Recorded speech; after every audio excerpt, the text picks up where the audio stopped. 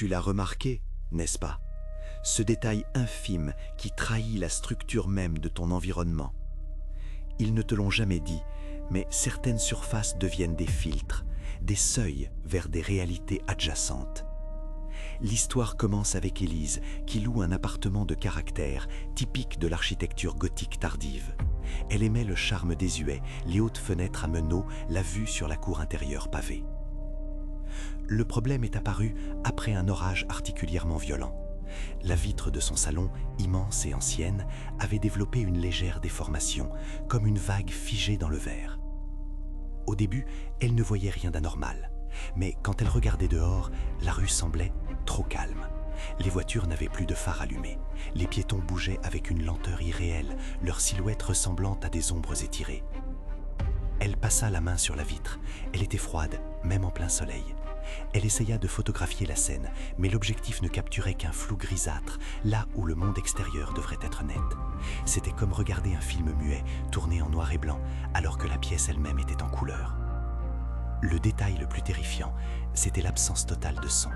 Quand les gens passaient sous la fenêtre, elle pouvait voir leur bouche s'ouvrir, mais aucun son n'atteignait ses tympans. Le silence était absolu, artificiel.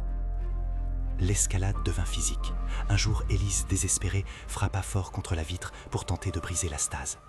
Au lieu du son attendu, la vitre absorba l'impact sans vibration.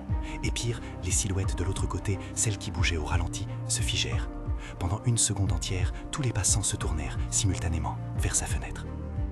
Ils ne regardaient pas simplement l'immeuble, ils regardaient elle, à travers un filtre de réalité dégradée. Elle sentit la pression de ces regards invisibles, des milliers d'yeux la scannant. Climax, terrifiée, elle recula. Quand elle osa regarder à nouveau, la rue était revenue à la normale. Klaxons, lumière vive, bruit ambiant. Elle soupira de soulagement. Mais en se retournant vers sa cuisine, elle vit son reflet dans la fenêtre du couloir. Et derrière son reflet, dans l'appartement, elle vit une silhouette debout, exactement là où elle se tenait une minute plus tôt.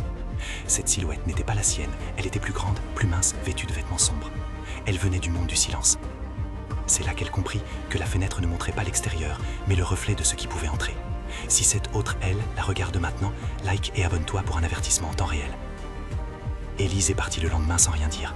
L'agence immobilière a changé la vitre, mais les nouveaux locataires signalent un problème étrange. Ils ne voient jamais leur propre reflet dans cette fenêtre. Ils voient toujours la même silhouette grande et sombre, fixant la rue. Et toi, as-tu vérifié ce que ton reflet te cache aujourd'hui ?